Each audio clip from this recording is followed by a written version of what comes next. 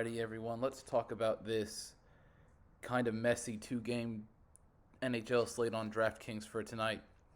And the reason it's kind of messy is because there's some information that we don't have yet that's going to be important to building lineups tonight. We'll talk about that in a little bit. And then we have the Jeremy Swayman question mark that we'll also address here shortly. So we have Florida and Boston, and then Edmonton and Vancouver. We're kind of at the part of the playoffs where you get the same matchup every other day. So if it sounds redundant, it's because it's going to get redundant. If we're looking at targetability ratings, Edmonton comes in with the highest at 19.69, followed by Vancouver at 18.58, Boston at 17.34, and then dropping down is Florida at 15.55. Let's talk about Florida and Boston. So in the Today's Targets tab, I added some notes on my strategy for tonight. And the first thing I mentioned is that I think there's a decent chance that the Swayman bubble has burst. Swayman was amazing all season and was nothing short of remarkable and historic through the playoffs until last game. He was, what was the save percentage, like over 950, less than 2 goals against. It was just crazy stuff that was unsustainable. And I think there's a very real possibility that Florida kind of broke through the dam and that Swayman's going to come back to earth. At some point, he had to regress to the mean. And even though his mean is one of the best goalies in the league, that still is worse than how he's been performing in the playoffs. He's been meteoric, and I think that there's a chance he goes from meteoric to just being great, and that obviously helps Florida.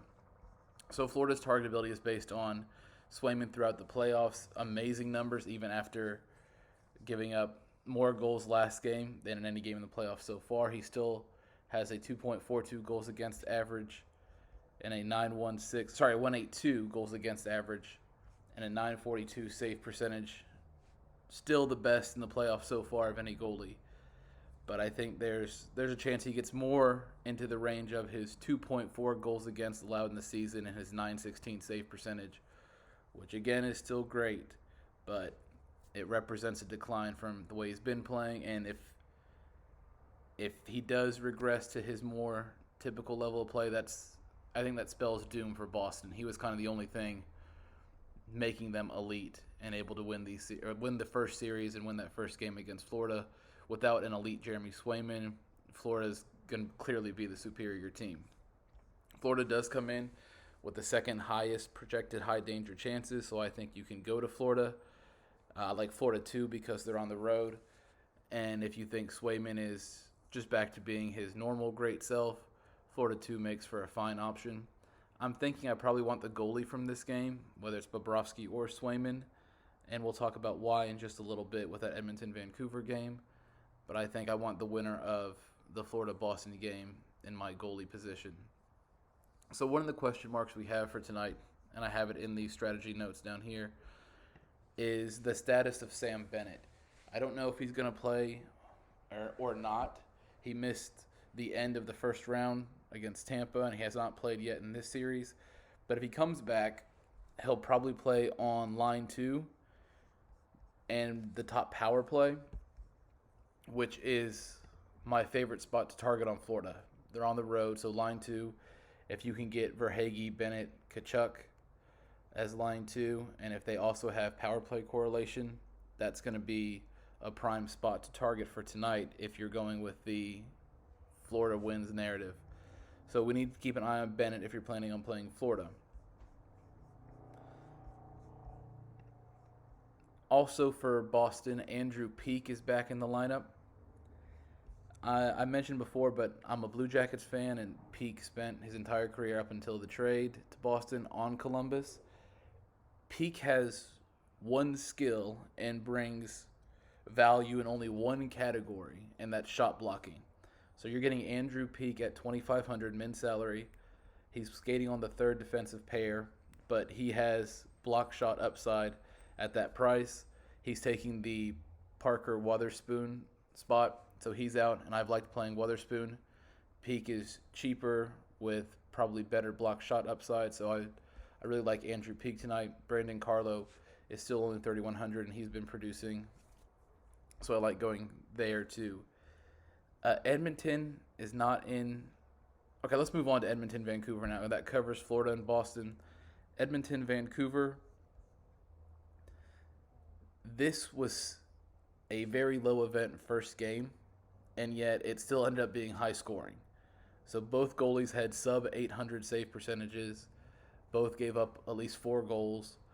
This is why I want to play the goalie from the first game. The 2 goalies in the Edmonton-Vancouver game are nothing special. They're more likely to get blown up, give up 4+ goals just like in Game 1.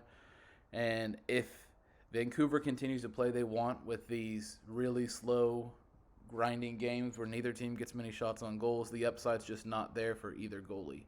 So that's why I want to play Bobrovsky or Swayman in net tonight.